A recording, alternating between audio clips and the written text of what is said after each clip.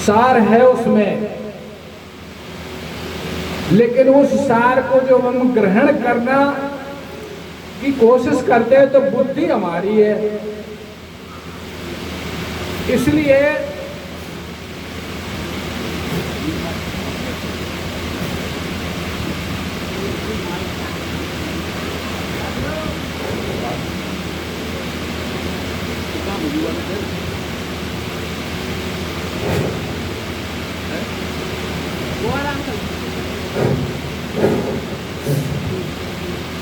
Hello,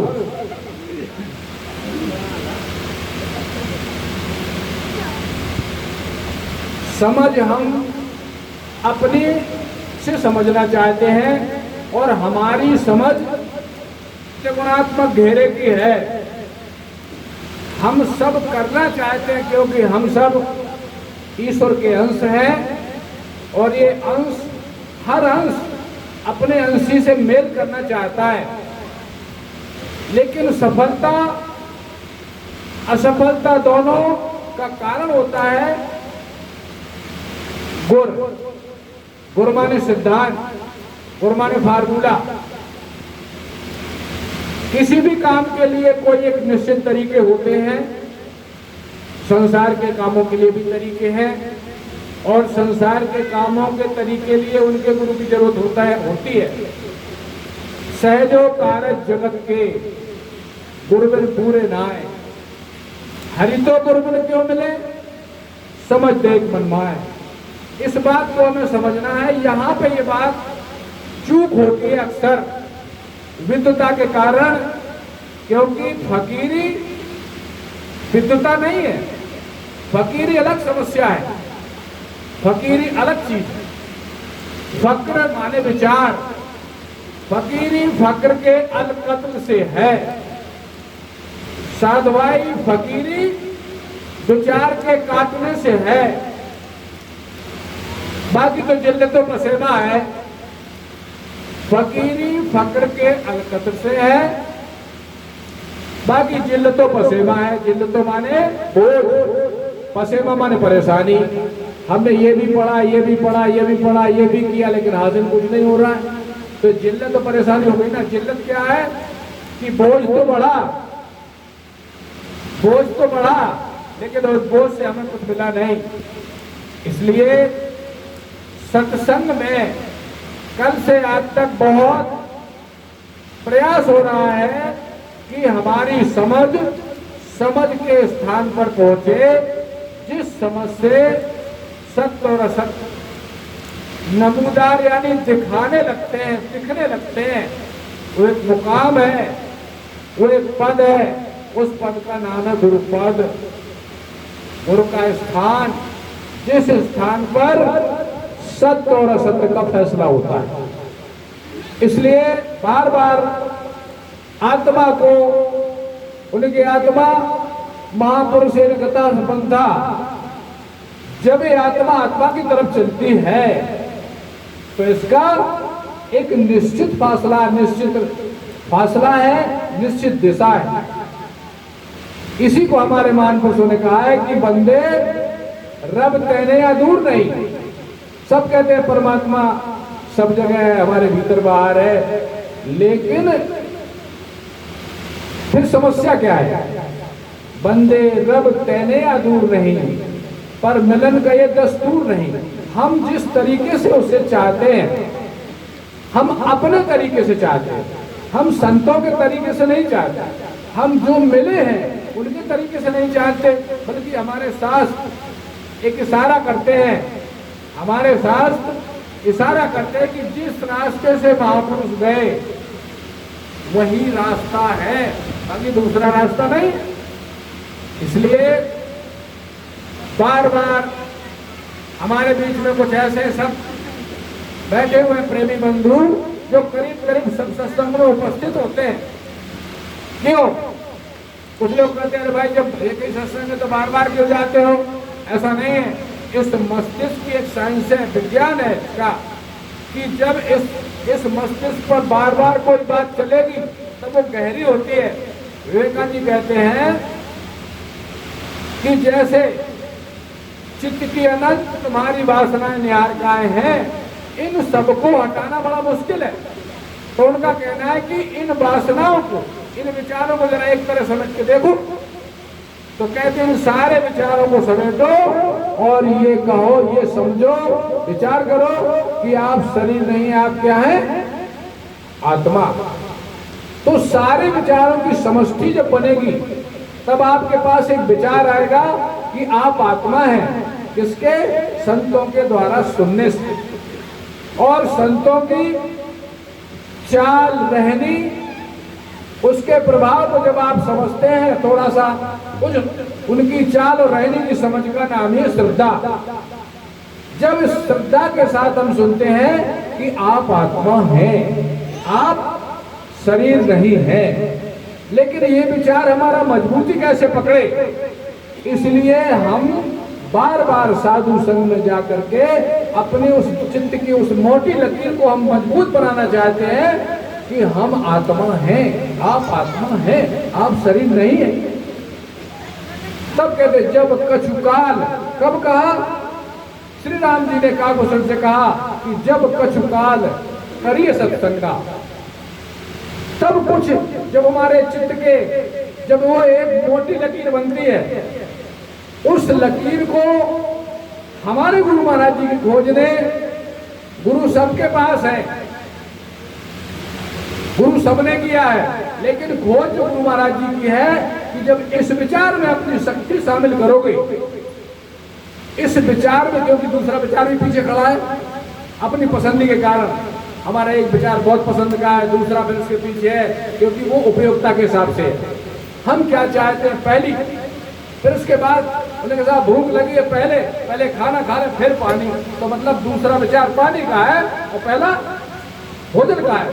तो जब हमारा पहला विचार मजबूत बनेगा कि आप आत्मा हैं, इस विचार में हमारे गुरु महाराज जी कहते थे इस विचार को जरा प्राण के पास तो ले जाओ, यानी चित्त को, लेकिन चित्त पहले एक विचार में तो स्थिर होगा।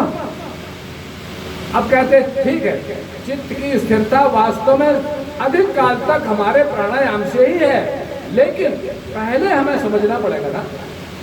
पहले तो सुन के हम यही समझेंगे ना, जैसे कोई नया व्यक्ति आया हमारे बीच में, कोई नया आदमी आया, पूजा करता है, लेकिन पूजा में जब देखता है कि मैं पूजा तो करता हूँ, पूजा घर में तो बैठा हूँ, लेकिन मैं बैठा हूँ और मेरा कॉन्शियस जो मेरी चेतना है ये मेरी बैठ नहीं रही है, ये आम बात है।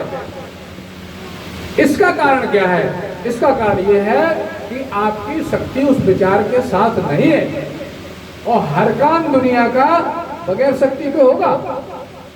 आप अगरबत्ती भी जलाएंगे तो शक्ति का प्रयोग है, आरती घुमाते तो शक्ति का प्रयोग है, ठीक। लेकिन हमारे महापुरुषों ने कहा है, संतों ने कहा, जिन्होंने प्रैक्टिकल किया, जिन्होंने खोज की, उसने कहा कि जरा इस अपनी शक्ति को इस विचार के साथ लगाओ। तब हमारे गुरु महाराज जी ने जो गुण दिया है, हम क्यों कहते हैं इस बात को? इसलिए हम पक्के तौर पर कहते हैं कि हमने बहुत संत समागम और संतों का सानिध्य हमें मिला है, तो हम ये कहते हैं कि हमें जो उन्होंने बताया कि कम से कम इस शक्ति को समेट के तो देखो। तो शक्ति जब समेट के, उन्होंने कहा उसमें विचार समेटो। विचार कौन सा? कि मैं आत्मा हूं, ये विचार समेटना है। दूसरा विचार समेटोगे तो वो भी साथ में रहेगा, उसमें मजबूती आ जाएगी। अन्यथा विचार अगर आपके पास रहा तो वो भी तो मजबूती लेगा ना। इसलिए सावधानी क्या है?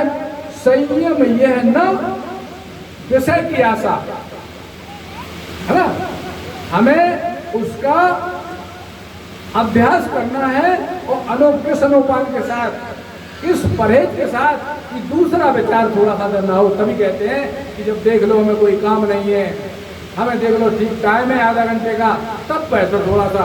और दो चित्ता मामला नहीं बनता है, काम भी आपका, समय भी आपका नष्ट होता है। इसलिए अपने हिसाब से हमारे संतों ने कहा है कि गुलाम कहो, सेवक कहो, गुरु का शिष्य कहो, सही वही है, असली वही है, सही वही है। कहते हैं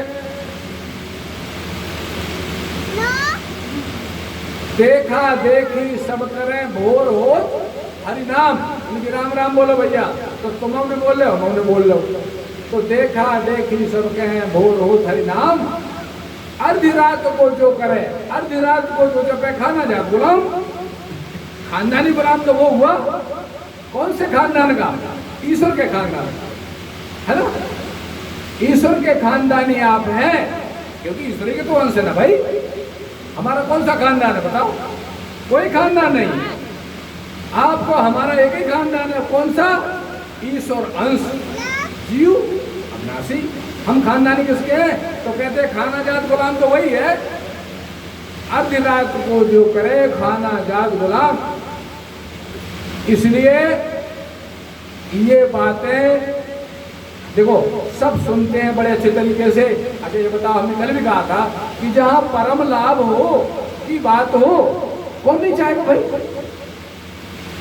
परम लाभ की बात सब चाहते हैं, ईश्वर प्राप्ति सब चाहते हैं। ईश्वर प्राप्ति के आनंद को, वो बात अलग है कि कुछ थोड़ा सा जब तत्व बोध होता है तब वो थोड़ा सा सब बातें एक में जाने लगती हैं। तो जो अभी प्राइमरी तौर पर कहा गया है कि जब हम थोड़ा सा अब आधी रात करोगे तो नींद छोड़ना पड़ेगी, है ना? आधी रात को करोगे तो नींद छूटेगी ना।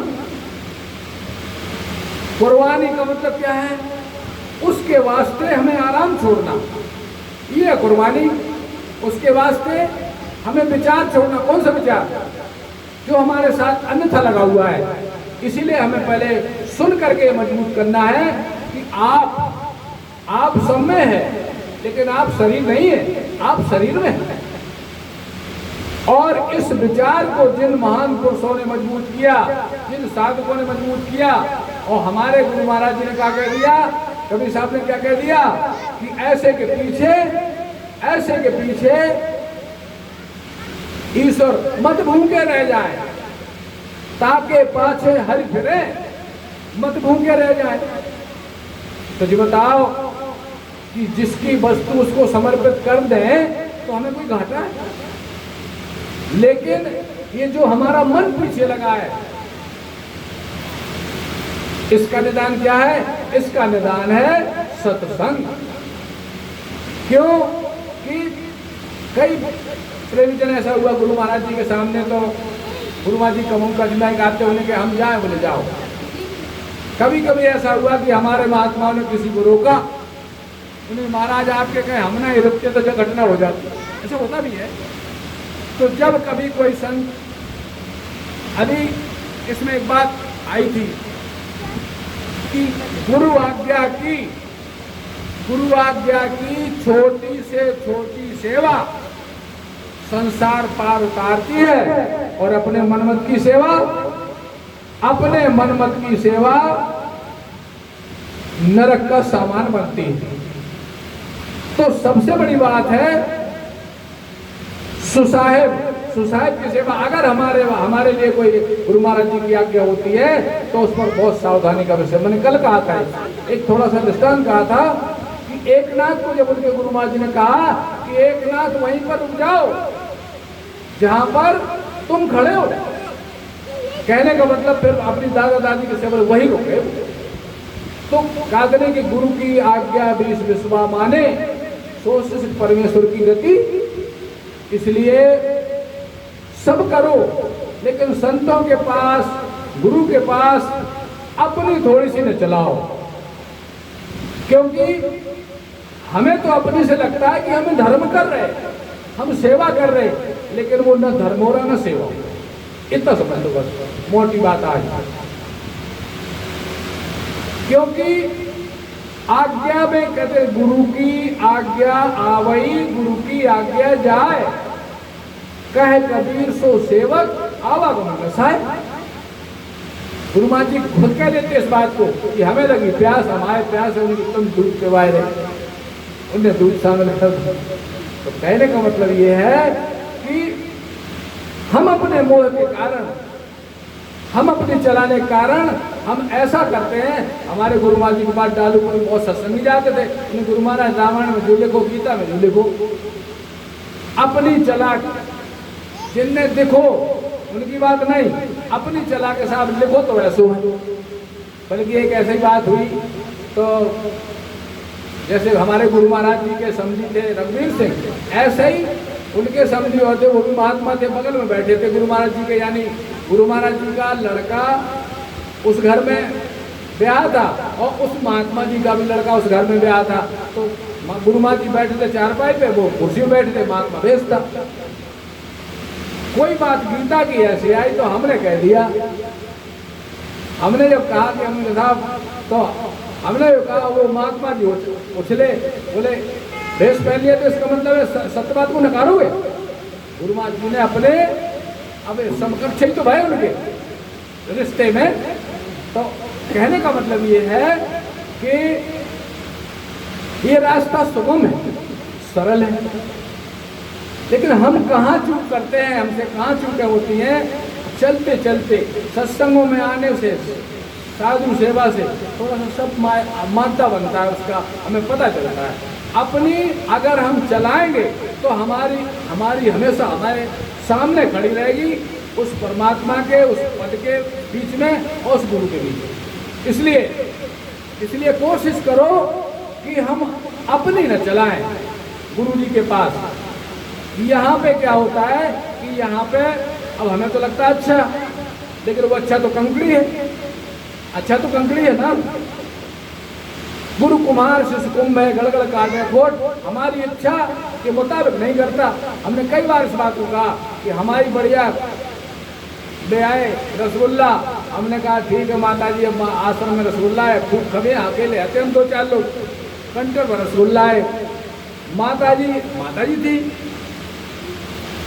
रसगुल्ला बिल्कुल नहीं, डब्बा फुलो, 8 दिन में खराब हो गए। हमने कहा माता जी ये रसगुल्ला खराब हो गया, आपने किसी को खराब हो गए ये बताई। और बाद में उस खराब हो गए के भीतर कुल बात आती कि आपने खवाए नहीं, आज हम कैसे कह देते, धरे रहे सब बर्बाद हो, तमाम पीछे था, एक बात के पीछे तमाम बात खाने को नहीं मिले। तो बाद में फिर वे कहती है कि लला, गुरु दरबार में मन अगर नहीं मरा तो दुनिया में कहीं नहीं मरेगा। इसीलिए कहते थे जो हमारे पास रहेगा, हमारी आज्ञा में चलेगा, उसके मन को हम राखेंगे नहीं। तो बड़ी बड़ी यानी यहाँ तक कहा कि हमारी इच्छा है जीवन की, जीने की, और गुरु चाहता मौत। हम एक बात और सुना दें आगे। हमारे यहाँ के रमजान जी थे, और हमारे गांव में पास में किसनी के राव साहब की जमीन थी रेगवारा में, वहाँ एक महात्मा जी रहते थे। उनका नाम था, नाम नहीं बता रहा, उनका नाम था, उस महात्मा ने 3 बार 3 जन्म लेके और महाराज जी पाणिवासी को गुरु धारण किया, 3 बार मर गया। महाराज जी पाणिवासी का शरीर वही रहा, और वो 3 बार मर के, गजेंद्र दास नाम था, 3 बार मर के महाराज जी का शिष्य बना। दूसरी बार जब वो मरे, तीसरी बार मरे जब वो, तो वो रेगवारा में बहुत सिद्ध महात्मा के नाम से थे गजेंद्र दास। हम इंटर में पढ़ते थे 12वीं में, तब उस गांव के कुछ लड़के पढ़ते थे, बताते थे कि हमारे एक महात्मा है, बहुत आगे बात बताते। तो गजेंद्र दास मर गए, 76 की बात है, हमारे यहाँ यज्ञ होना था। तो हमसे बोले हमारे रमजान जी कि पंडित जी, गुरु महाराज से जरा गजेंद्र दास का संदेश और कह देना कि गजेंद्र दास शरीर पूरा कर गए। तो हम जैसे ही पहले गुरु महाराज जी का मुलाकात था, पाणिवासी महाराज जी का, 8 बजे रात को हम इटावा पहुंचे। पता चला कि और प्रेमी आए हमीरपुर से, बुलाए गए। तो ऐसी वो कोठरी थी कि वहाँ पे दंड प्रणाम होता था साष्टांग। तो वो कोठरी में महाराज जी के पलंग और दरवाजे के बीच में 2 हाथ की जगह थी। कोई दंड प्रणाम भी करता तो आधा दरवाजे के बाहर, आधा दरवाजे के भीतर, ये समस्या थी वहाँ पर। दंड प्रणाम हुआ, बैठे। हमने जवान से कहना सोचा कि गजेंद्र दास की बात बता दें, तो महाराज जी कहते गजेंद्र दास तो शरीर पूरा कर गया। नहीं, गजेंद्र दास किसनी राव साहब की जमीन पर रहते थे, ये उदयन तो अब है, उदयवान तो अब है। गजेंद्र दास थे, वो उदी के भदौरिया के लड़का थे। एक बार बुढ़ापे में मरे, वो मर गए, गुरु महाराज जी को उपदेशी थे।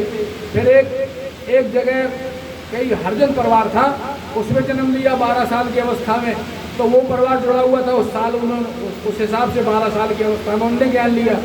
तीसरी बार गजेंद्रदास से भदौरिया ठाकुर, शादी हुई, एक बच्ची, इसके बाद इन्होंने संन्यास ले लिया। संन्यास लेके आ गए रिगवारा। तो महाराज जी ने तो खैर कहा होगा, तो वो अपने जब उन्होंने देख लिया किसरी के राव साहब जमींदार थे, तो उन्होंने कहा ठीक है, गजेंद्रदास की बहू और बच्ची के हम जिम्मेदार हैं। तो वो किसरी में रहने लगी। ये अपना उनकी जमीन पे आश्रम बना था रिगवारे में, वहाँ रहते थे। तो जब इन्हें मरे तो महाराज जी ने एक बात कही थी, वो क्या कही थी कि गजेंद्रदास सिद्ध बना हमारे रोकते हुए, और उसने सिद्धि में धोखा खाया। अब महाराज जी फिर उससे शरीर बदला के फिर उससे भजन कराएंगे। ये शब्द उन्होंने महाराज जी ने कहे। वो हमारे 3 जन्म का उपदेश ही था, और चौथे जन्म में उसने धोखा खाया हमारे रोकते हुए, अब हम उससे फिर भजन करवाएंगे। तो ये गुरु शिष्य का जो रिश्ता होता है, एक पायदान से चढ़ करके, सामान्य तो यूँ होता है, लेकिन एक पायदान से चढ़ करके, पायदान का मतलब होता है प्रेम। कहते नहीं कि बहुत विशेष प्रेम होता है, तो बाबा मरते नाती बन के आ जाते हैं, एक विशेष बात का होता है। हालांकि ऐसा कोई नियम नहीं है, लेकिन भाई इच्छा। तो हमारे कहने का मतलब ये है कि ये मार्ग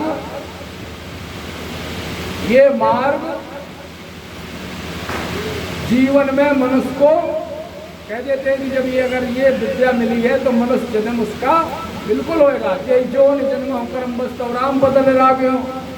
अगर ये इच्छा है हमारी वास्तव में परमात्मा को सिद्ध करने की, तो हमें ये बहुत अच्छे तरीके से इसको पकड़ना है। और समय शायद एक थोड़ा चलते चलते भजन सुन लो।